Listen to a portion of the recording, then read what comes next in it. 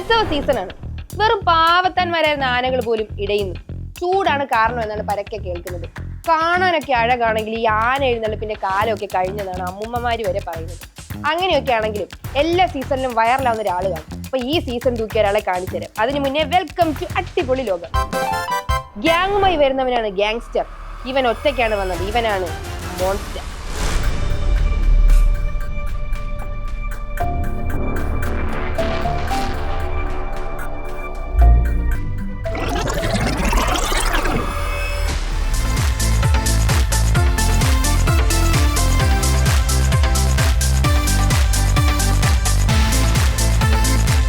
ജാസി ഗിഫ്റ്റിന്റെ പരിപാടി പോലും ശ്രദ്ധിക്കാതെ ആളുകളുടെ നോട്ടം പുള്ളിയുടെ അങ്ങോട്ടാണ്. ഈ പോലീസ് ബസിന്റെ മോളിലായിരുന്നു ഡിസ്കോ.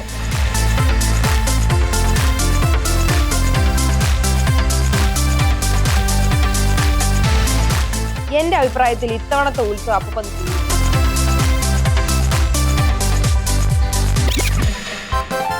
അന്തരീക്ഷം പൊടിപടലങ്ങളാൽ നിബിഡമായി. ഇരട്ടക്കുഴൽ തോക്കുകളിൽ കൂടി വെടിയുണ്ടകൾ ചീറിപ്പാഞ്ഞു തുടങ്ങി.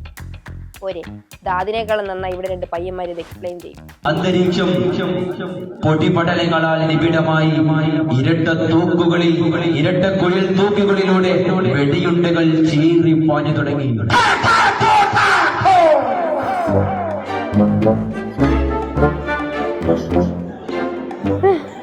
അവന്റെ വെടിവെച്ച് കേട്ടിട്ട് അവന് തന്നെ ചിരി വരുന്നു.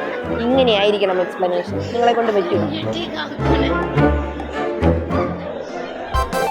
കളിയുടെ ഇടയിൽ ആവേശം മൂക്കുന്നത് സ്വാഭാവികം. ആവേശം മൂത്തൊരു ചേട്ടനെ കാണണം.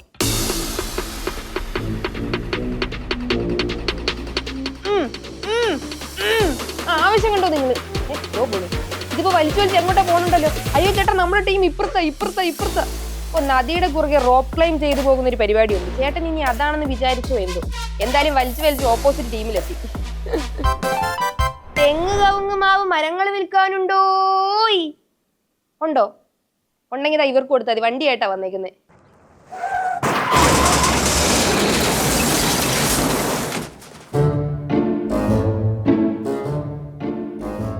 എനിക്കങ്ങോട്ട് മനസ്സിലാവുന്നില്ല എക്സ്പ്രഷൻസ്. ഇറങ്ങി പോണ നോക്കൂ, കൂളായിട്ട്.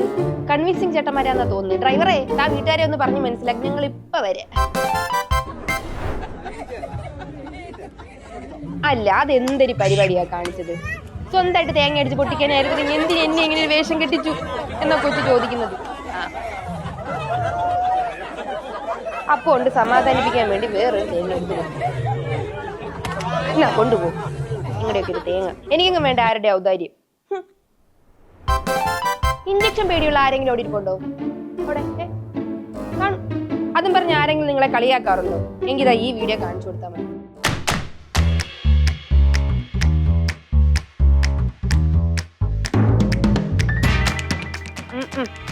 പറ്റുന്നില്ല അങ്ങേരെ കൊണ്ടിട്ട്.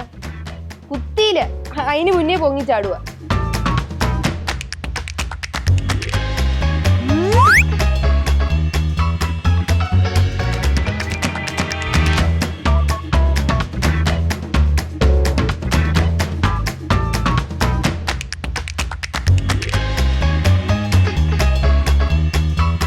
അവിടുത്തെ സെക്യൂരിറ്റി ആണോ പോലീസാണോ എന്നറിയാം. എന്നാലും കരച്ചിൽ കണ്ട് രണ്ട് പേരെ രണ്ട് കയ്യിൽ പിടിച്ചേക്കുന്നത്. പാവല്ലേ, കഷ്ടം.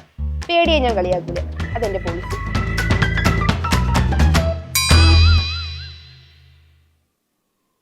അപ്പൊ ശരി, ബൈ.